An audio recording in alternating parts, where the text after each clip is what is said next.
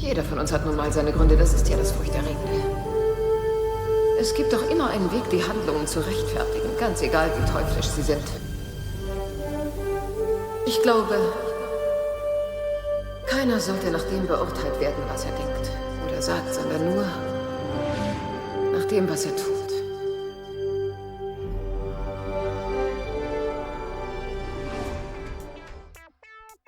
Willkommen bei Spotlight 85. Heute tauchen wir tief in die Welt von Star Trek Deep Space Nine ein.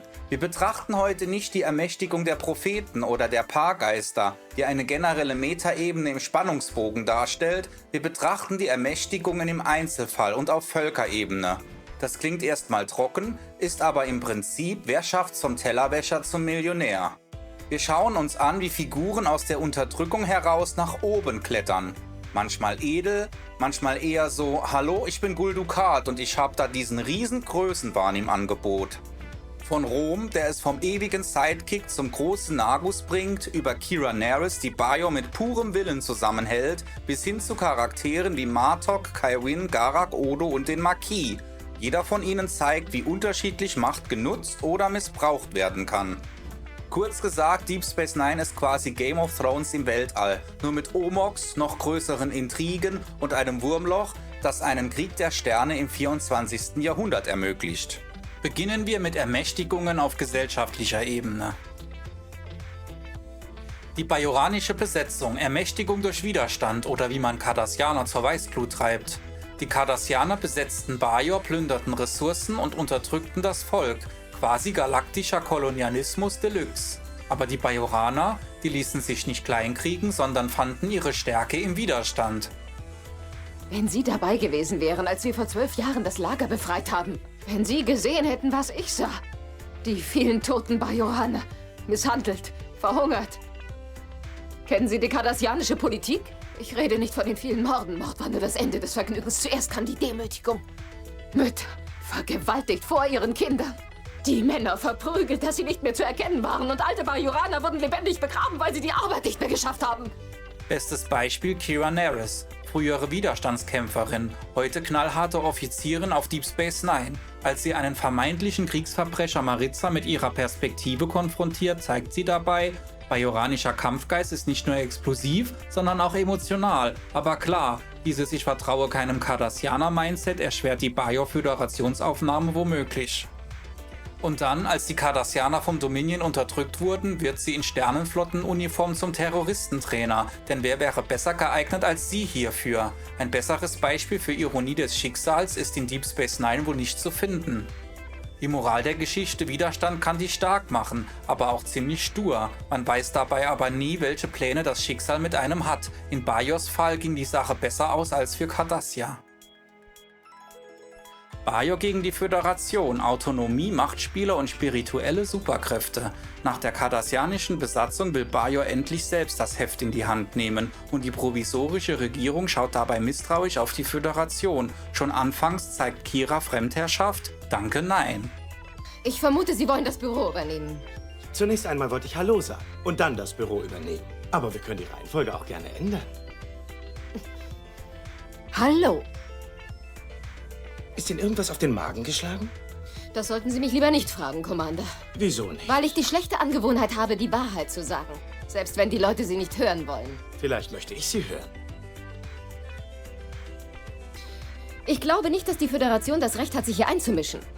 Die provisorische Regierung sieht das anders.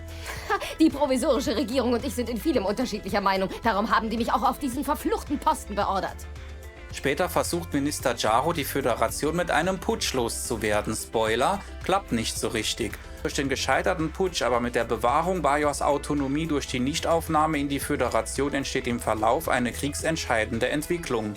Durch die gewonnene Loyalität zur Föderation gelingt es während der Besatzung von Deep Space Nine durch das Dominion, die Station zu sabotieren. Was nicht passiert wäre, hätte sich Bajor von der Föderation abgewandt oder wäre es ihr beigetreten, denn dann wäre kein bajoranischer Einfluss auf der Station zum Zeitpunkt der Dominion-Besatzung möglich gewesen, da kein Nicht-Angriffspakt vom autonomen Bajor aushandelbar gewesen wäre.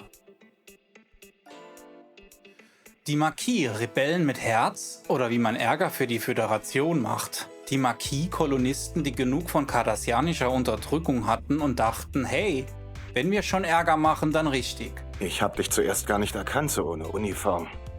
Naja, sie ist mir in letzter Zeit etwas zu eng geworden. Ist das etwa eine Erklärung? Es ist nur eine Uniform, Ben. Ist es wirklich nicht mehr? Ich weiß noch, wie du sie das erste Mal anhattest. Ja, bei der Abschlussfeier auf der Akademie. Wir beide hatten uns geschworen, dass wir bis zum 30. Lebensjahr Captain sein würden. Und Admiral bis zum 40. Ja. Ich glaube, dass wir beide ganz schön was erreicht haben, Calvin. Ja, das haben wir, nicht wahr? Aber jetzt, da habe ich etwas Besseres. Diese Kolonisten, Ben. Wenn du wüsstest, was sie ohne jegliche Hilfe der Föderation erreicht haben, dann würdest du auch auf ihrer Seite kämpfen. Mit Guerilla-Attacken, wie sie Eddington auspackt, kämpfen sie für ihre Selbstbestimmung. Spoiler, sie werden dabei zur echten Nervensäge für Föderation und Cardassianer gleichermaßen. Dann kommt der große Knall, das Dominion räumt auf. Die Maquis werden zerschlagen, aber hey, Inspiration haben sie trotzdem hinterlassen. Moral der Geschichte: Unterdrückung kann dich zum Superrebellen machen. Nur übertreibt's man, fliegt man am Ende spektakulär auf. Die Maquis zeigen uns also, Widerstand rockt. Radikalität eher weniger.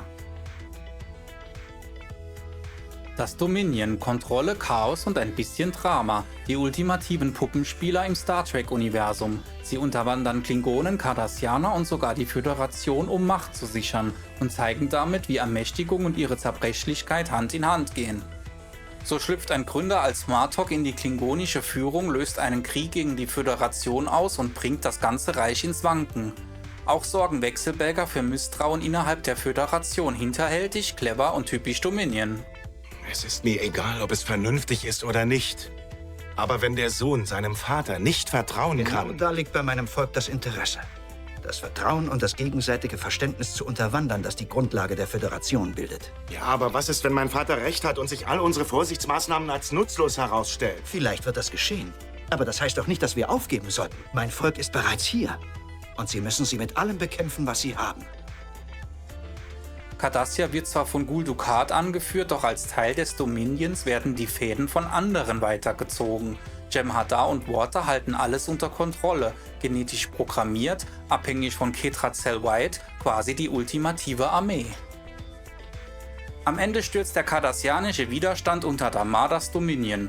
Moral der Geschichte: Manipulation mag mächtig sein, aber wer zu stark drückt, provoziert Rebellion. Und das Dominion bekommt seine eigene Lektion, die es wohl als Opfer der Verfolgung vergessen hat. Sektion 31, wenn die Föderation plötzlich Breaking Bad spielt. Sektion 31 ist so etwas wie der düstere Keller der Sternenflotte. Offiziell gibt's sie nicht, inoffiziell basteln sie an richtig fiesen Dingen. Ihr Meisterstück? Ein Virus, der die Gründer, also die Chefs vom Dominion, einfach mal ausrotten soll. Das ist ungefähr so, als würde man sagen, wir verteidigen die hohen Ideale der Föderation, aber pst, im Hintergrund kochen wir gerade Genozid. Es ist schon interessant, nicht wahr? Die Föderation behauptet, die dunklen Machenschaften von Sektion 31 zu verabscheuen. Aber wenn sie ihr nützlich sind, dann sehen sie in die andere Richtung. Ein nettes kleines Arrangement. Finden Sie nicht auch? Dr. Begier stolpert über diesen Biowaffenskandal. Statt wow, cleverer Schachzug sagt er natürlich, hallo, Prinzipien, Föderation, und er macht sich daran, das Chaos wieder gerade zu biegen. Auf der einen Seite zeigt der Virus, dass die Föderation im Schatten fast unaufhaltbar ist. Auf der anderen Seite macht Sektion 31 die Föderation moralisch so schmutzig, dass nicht mal Odo in einer Schlammpfütze schlechter aussehen würde. Cardassianer gegen das Dominion. Widerstand, Macht und jede Menge Drama. Die Cardassianer, früher mal die Obermacker von Bajor, drehen den Spieß um und wehren sich gegen ihre neuen Herren, das Dominion. Nach der Unterwerfung in Staffel 5 erleben sie Kontrolle und Ausbeutung vom Feinsten. Ausgleichende Gerechtigkeit. Gul Dukat, ehemals fleißiger Kollaborateur, verliert nach und nach seine Macht. Karma, würde ich sagen. Dann kommt Damar auf den Plan und startet mit Unterstützung von Kira und Garak den Widerstand. Ironie des Schicksals nenne ich's mal. Ich rufe alle Cardassianer auf. Leistet Widerstand. Leistet heute Widerstand. Leistet ihn auch morgen. Leistet ihn. So lange, bis der letzte Soldat des Dominion von unserem Boden vertrieben wurde. Am Ende führt Damars Rebellion trotz seines Todes zur Befreiung Cardassias. Moral der Geschichte: Unterdrückung weckt den Kampfgeist. Und wie so oft in Star Trek, der Preis ist hoch. Zerstörung, Opfer und ein bisschen Drama gehören eben dazu. Weiter geht es mit Ermächtigungen im Einzelfall. Kai Winn, vom Opfer zum heiligen Machtjunkie. Kai Winn startet als scheinbar fromme Bajoranerin, die die Schrecken der kardassianischen Besatzung überlebt hat. Sie wird offiziell zur religiösen Führerin, inoffiziell aber zur Profipolitikerin mit Dauerlächeln und ich hab da noch einen Hintergedankenblick. Oh ja, ich konnte nicht widerstehen. Ich gab den Versuchungen der Macht nach. Wenden Sie sich davon ab. Ja, Ergeben Sie sich den Propheten. oh, ich werde alles tun, was nötig ist, um zu beweisen, dass ich ihrer würdig bin.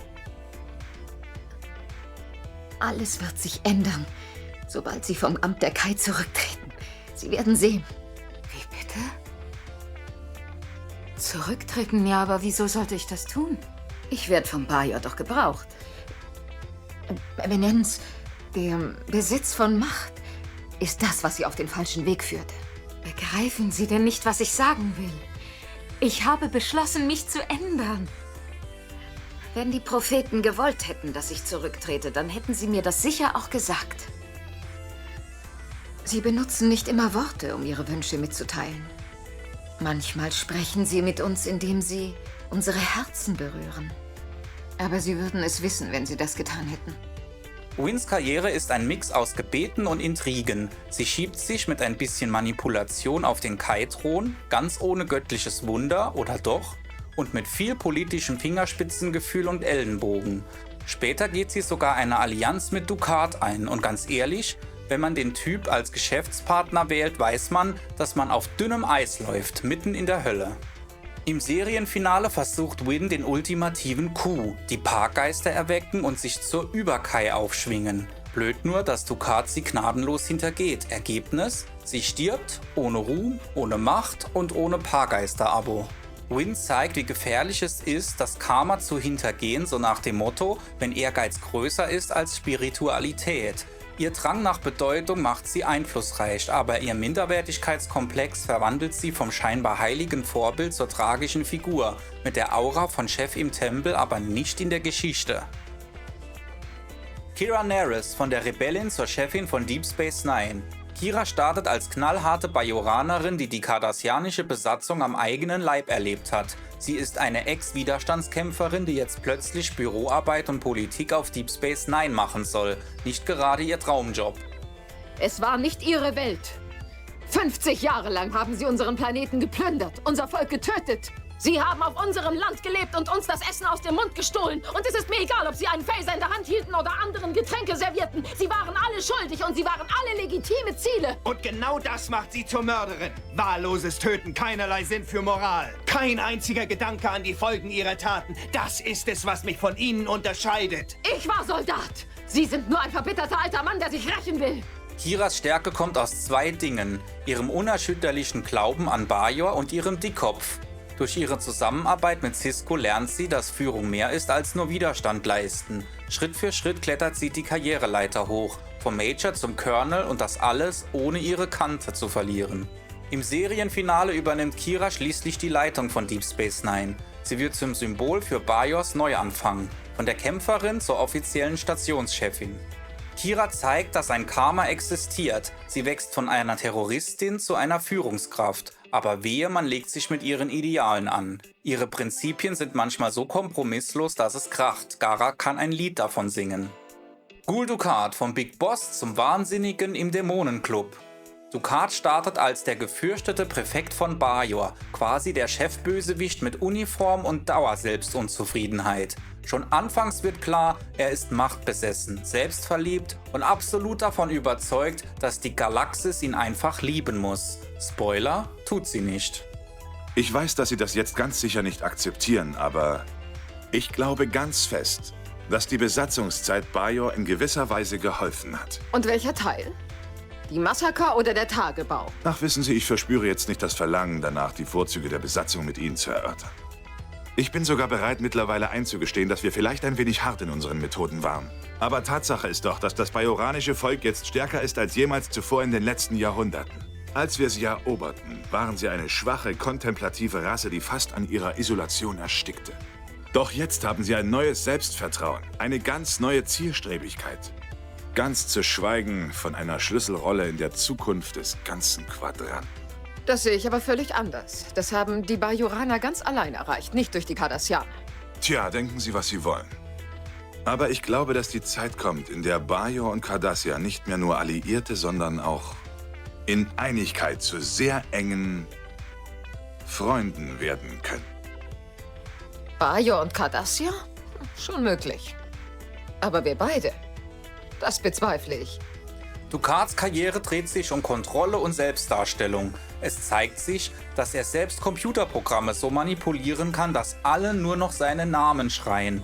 Doch je größer sein Größenwahn wird, desto einsamer wird's um ihn. Sein verzweifelter Deal mit dem Dominion in Staffel 5 wirkt weniger wie genialer Schachzug und mehr wie „Bitte liebt mich wieder".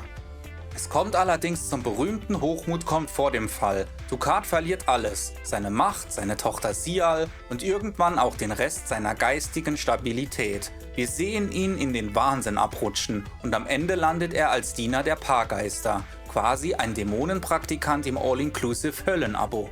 Ducat ist das perfekte Beispiel dafür, wie Charisma und Ego zur reinsten Katastrophe wurden. Er hätte alles haben können, doch sein unstillbarer Machthunger macht ihn zum tragischen, wenn auch höchst unterhaltsamen Despoten. Ein Mann, der sich selbst für den Helden hielt, aber am Ende nur die düstere Fußnote der Geschichte wurde. Maritza, die Last der cardassianischen Schuld oder wie man freiwillig in die Rolle des Bösewichts schlüpft. Ein unscheinbarer cardassianischer Bürohengst namens Maritza landet auf Deep Space Nine und plötzlich denken alle, ha, wir haben endlich den großen Kriegsverbrecher erwischt. Plot Twist, nope. Maritza ist nicht der sadistische Ghoul, sondern nur der Typ, der damals im Büro die Listen abgeheftet hat. Doch statt einfach Edge, falscher Mann zu sagen, stellt er sich selbst als den Verbrecher dar, für den er gehalten wird, quasi die Oscar-Performance seines Lebens. Warum? Weil er will, dass sein Volk endlich Verantwortung übernimmt. Das ist seine Form der Ermächtigung, den Finger in die cardassianische Wunde legen. Sie geben Ihre Gräueltaten zu? Ich habe nichts zu verbergen. Wieso auch? Ich bin der Beste auf meinem Gebiet gewesen. Meine Erfolge sprechen für sich. Sagen Sie von sich dasselbe. Sie und diese kleine Schakal-Widerstandszelle, bei der Sie waren und die gegen die Cardassianer nichts erreichen konnte, während wir die Bajoraner umgebracht haben. Das sollten Sie dem Gericht nicht verheimlichen. Nein, das werde ich. Das Urteil lautet dann Tod. Wenn schon. Sehen Sie nicht ein, dass das nichts daran ändert? Töten Sie mich, foltern Sie mich, es ist mir egal. Sie sind der Verlierer, Major. Was ich vollbracht habe, können Sie nicht ungeschehen machen. Tote sind nun einmal tot. Aber, und hier wird's tragisch, am Ende stirbt er. Ermordet von jemandem, der die Besatzung nie vergeben konnte. Maritzas Opfer zeigt, Mut kann die Vergangenheit nicht ausradieren und Schuld wiegt manchmal schwerer als gute Absichten. Maritzas Handeln ist heroisch, ja, aber eben auch tragisch. Er will Heilung bringen, bekommt aber nur den Beweis, dass die Narben der Besatzung noch lange nicht verheilt sind. Michael Eddington, Macht, Moral und ein bisschen Chaos. In Star Trek Deep Space Nine wird's spannend, wenn Sisko Michael Eddington jagt, ein Machtgerangel.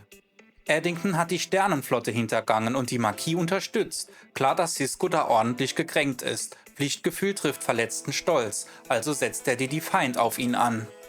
Sagen Sie mir, Captain, was regt Sie mehr auf, dass ich die Sternenflotte verließ, weil ich ein höheres Ziel vor Augen hatte, oder dass es geschah, als Sie die Verantwortung trugen? Sie verließen die Sternenflotte nicht. Hätten Sie es getan, dann wäre ich nicht hier. Sie betrogen die Sternenflotte. Sie haben Ihre Position als Sicherheitschef benutzt, um den Marquis mit Informationen über uns zu versorgen. Und das Ganze trieben Sie auf die Spitze, als Sie uns auch noch mit falschen Informationen über ihn in die Irre führten. Dafür kenne ich nur ein Wort. Verrat.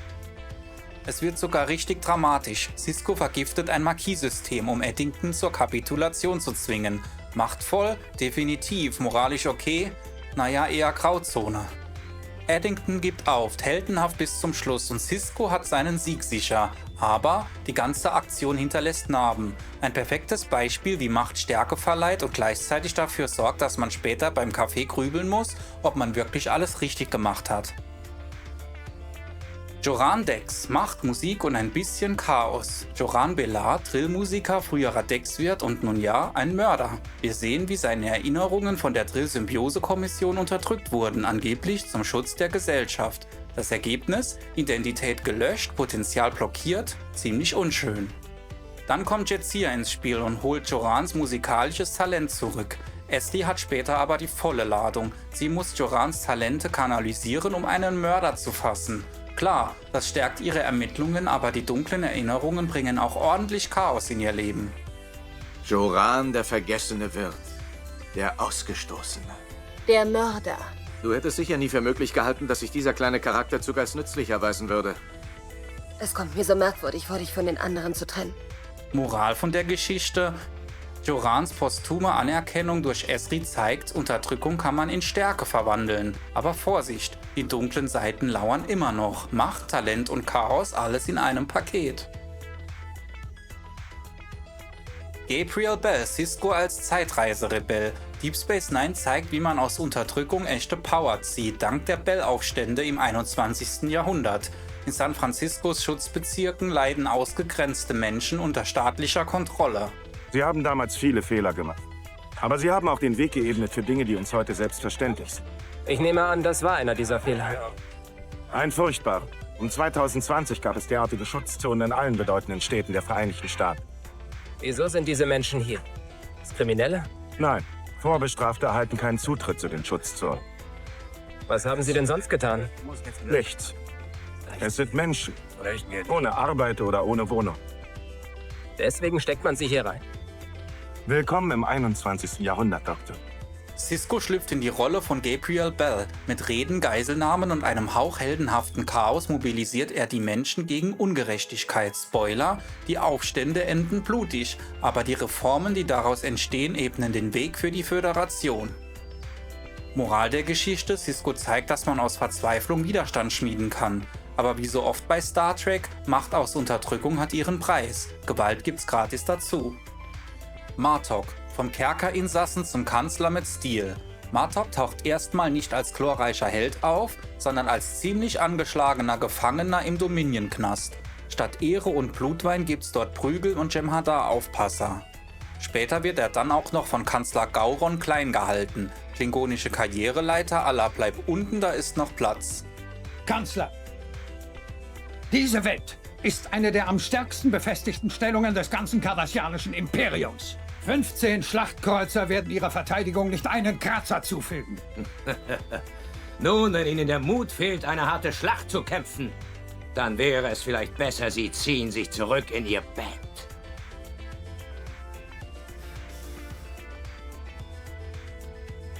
Ich werde jede Schlacht kämpfen. Überall.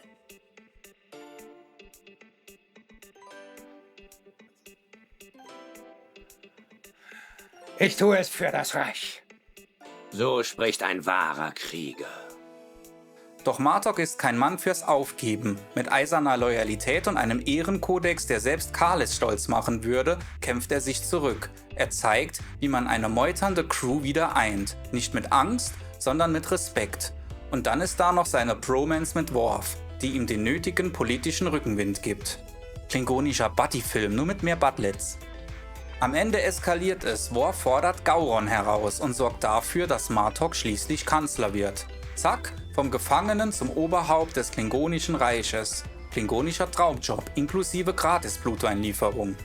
Martoks Macht basiert nicht auf Größenwahn oder Intrigen, sondern auf Idealen. Er zeigt, wahre Stärke entsteht, wenn man auch im tiefsten Tal der Ehre treu bleibt. Klingt seltsam, aber hey, auch Martok muss mit der klingonischen Politik klarkommen. Aber auch dort gibt es scheinbar ein Karma. Odo, vom Gestaltwandler-Exilanten zum Hüter der Ordnung. Odo erscheint als mürrischer Sicherheitschef auf Deep Space Nine, und zwar als einer, der schon mit seinem Blick sagen kann, ich hab dich im Auge. Als Gestaltwandler ist er ein Außenseiter, ständig mit Vorurteilen konfrontiert und gefühlt immer nur einen dummen Kommentar von Quark entfernt, die Nerven zu verlieren. Commander, Gesetze ändern sich, je nachdem, wer sie gerade macht. Einen Tag die Cardassianer, am anderen Tag die Föderation. Aber Gerechtigkeit ist Gerechtigkeit. Und solange ich für die Sicherheit verantwortlich bin... Wenn Sie sich nicht an die gesetzlichen Vorschriften halten können, suche ich mir einen, der es kann. Odo gewinnt seinen Respekt nicht durch Herkunft oder Titel, sondern durch eiserne Kompetenz. Regeln sind für ihn so heilig wie Blutwein für Klingonen. Als er endlich mehr über seine Herkunft und die Gründer erfährt, schließt er sich ihnen aber nicht an, denn er bleibt Deep Space Nine treu. Denn im Herzen ist er mehr Ordnungshüter als Diktator. Im Finale zeigt Odo, was echte Größe bedeutet. Er gibt seine Bindung zu Deep Space Nine und seiner geliebten Kira auf, um die Gründer zu heilen und den Frieden zu wahren. Ein Opfer, das zeigt, dass Integrität manchmal mehr wiegt als persönliche Freiheit. Odo verkörpert Macht durch Prinzipien, nicht durch Intrigen oder Gewalt. Sein Streben nach Zugehörigkeit kostet ihn viel, aber genau diese Mischung aus Einsamkeit, Pflichtbewusstsein und leiser Verletzlichkeit macht ihn zu einer der menschlichsten Figuren der ganzen Serie. Ironie des Schicksals: der Typ ohne Gesicht hat am Ende mehr Charakter als alle zusammen. Garak, vom Schneider im Exil zum heimlichen Helden. Garak beginnt sein Deep Space Nine Leben als einfacher Schneider. Klingt harmlos, oder? Aber wie wir wissen, wenn Garak sagt, er sei nur ein Schneider, sollte man sofort den Phaser unterm Bett überprüfen. Wen lernen wir kennen? Ein verbanntes Mitglied des Obsidianischen Ordens, charmant, rätselhaft und mit einer Vergangenheit, über die er lieber 3 Lügen als eine Wahrheit erzählt. Sagen Sie mir bitte die Wahrheit. Die Wahrheit, Doktor, die liegt im Auge des Betrachters. Ich erzähle nie die Wahrheit, weil ich der Ansicht bin, dass die Wahrheit nicht existiert. Und das ist der Grund, weshalb ich die geradlinige Einfachheit des Schneiderns vorziehe. Wissen Sie, ich habe noch eine Reihe von Fragen, die Ihre Vergangenheit betreffen. Ich habe Ihnen all die Antworten gegeben, die ich geben konnte. Sie haben mir geantwortet, ganz recht. Aber immer verschieden. Was mich interessiert ist, welche der Geschichten, die Sie mir erzählt haben, waren wirklich wahr und welche waren gelogen. Mein guter Doktor, sie sind alle wahr. Auch die Lügen. Ganz besonders die Lügen. Garak kämpft nicht mit Waffen oder Raumschiffen, sondern mit Köpfchen, Charme und einer ordentlichen Portion Manipulation. Sein Meisterstück liefert er als Schlüsselrolle im Dominion-Krieg. Gemeinsam mit Sisko spinnt er ein Netz aus Intrigen, das die Romulaner in den Krieg gegen das Dominion zieht. Ergebnis: Föderation gerettet, Garak unentbehrlich und Sisko moralisch völlig am Boden. Win-win. Naja, für Garak zumindest. Im Finale kämpft Garak Seite an Seite mit den kardassianischen Rebellen für die Befreiung Kardassias. Der ewige Exilant wird plötzlich zum Retter seiner Heimat und beweist, dass hinter der Schneidernadel immer noch ein Patriot steckt. Garaks Macht liegt nicht in Muskeln, sondern in Worten, Plänen und schattenhaften Manövern. Doch so brillant seine Methoden sind, sie machen ihn auch einsam. Sein Einfluss ist unbestreitbar, aber der Preis dafür ist, dass er nie ganz dazugehört. Der Mann ist eben mehr Stachelrose als Schneiderpuppe und sein Exil vielleicht ein Karma für seine Taten, über die nie ehrlich gesprochen wurde. Benny Russell kämpft mit Stift und Herz. Deep Space Nine zeigt, wie Ermächtigung auch durch Kreativität entstehen kann. Dank Benny Russell, Siskos alter Ego. Benny ist ein schwarzer Autor im rassistischen New York der 1950er Jahre, unterdrückt durch Vorurteile und Zensur. Er schreibt leidenschaftlich über Deep Space Nine, wird aber immer wieder abgelehnt. Sein Einsatz für seine Vision ist purer Widerstand, auch wenn die ständigen Zurückweisungen ihn an den Rand des Zusammenbruchs bringen. Verstehen Sie das denn nicht? Es ist wahr. Es existiert wirklich. Es ist real. Es existiert. Oh Gott. Ja, es existiert wirklich. Ja. Moral der Geschichte: Bennys Kreativität zeigt, dass Macht aus Visionen wächst, selbst bei Unterdrückung. Aber wie so oft, Inspiration hat ihren Preis, in Bennys Fall leider Leid. Rom und Ishka, vom Baropfer und Patriarchatopfer zum Chef der Ferengi und Female Empowerment. Rom startet ganz unten als chronisch ausgenutzter Angestellter in Quarks Bar. Während Bruder Quark die Ferengi-Gesetze wie die Bibel predigt, darf Rom höchstens Gläser spülen und inkompetent wirken. Statt stumpf Profit zu jagen, setzt Rom auf Ideale, die bei Ferengi ungefähr so beliebt sind wie Steuerprüfer. Mitgefühl, Fairness und Familie. Er organisiert sogar einen Streik gegen Quark. Ja, Rom, der ewige Sidekick, macht plötzlich auf Gewerkschaftsboss. Mit Rückhalt von Chief O'Brien und Lita wächst sein Mut und sein Erfolg. Wir sind Ferengi. Und wenn ein Ferengi eine Gelegenheit sieht, was tut er dann? Nun, er ergreift sie. Das ist richtig. Und ich für meinen Teil habe vor, sie zu ergreifen. Wir sind schon viel zu lange ausgebeutet worden. Es ist jetzt an der Zeit, Stärke zu zeigen. Wir werden von jetzt an unser Leben, unsere Würde und unsere Profite selber in die Hand nehmen. Am Ende kommt der große Knall. Rom wird völlig überraschend zum großen Nagus ernannt. Statt Gier und Geiz zählt plötzlich Idealismus. Wer hätte gedacht, dass sowas bei Ferengi überhaupt auf dem Menü steht? Ähnlich verläuft es bei seiner Mutter. Schon immer wehrte sie sich gegen das Patriarchat ihrer Gesellschaft, bestand darauf, Kleidung zu tragen und Profit machen zu dürfen, was in ihrer Gesellschaft verboten war. Sie beweist aber im Verlauf der Zeit, dass sich ihre wirtschaftlichen und manipulativen Fähigkeiten nicht hinter der männlichen Dominanz verstecken müssen. Und so gelingt es ihr, die Gleichberechtigung der Frauen anzustoßen, indem sie eine romantische und geschäftliche Beziehung mit dem großen Nagus eingeht. Die Reise der beiden zeigt, dass auch in einer Welt, die Profit und Maskulinität über alles stellt, ein Karma existiert und Platz für Güte und Fairness ist. Rom und Ishka sind erfolgreich, weil sie das System herausgefordert haben.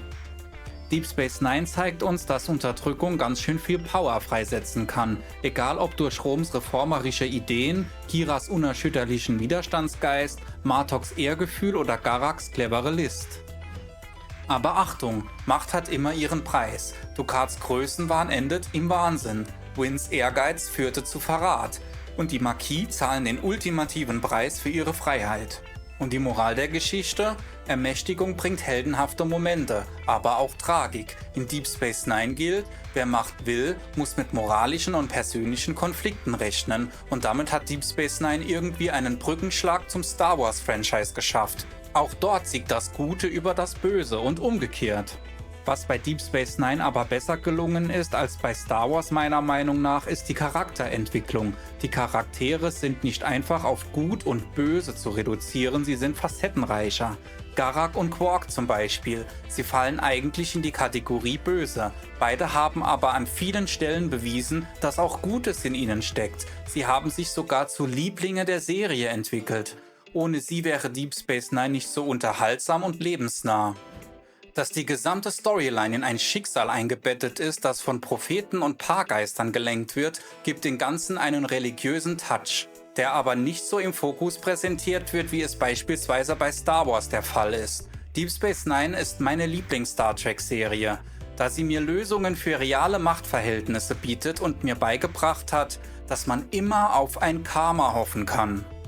Wie gefällt euch Deep Space Nine? Schreibt's in die Kommentare, lasst ein Like da und abonniert den Kanal, denn auch du kannst für ein gutes Karma sorgen. Bis zum nächsten Mal, euer Spot.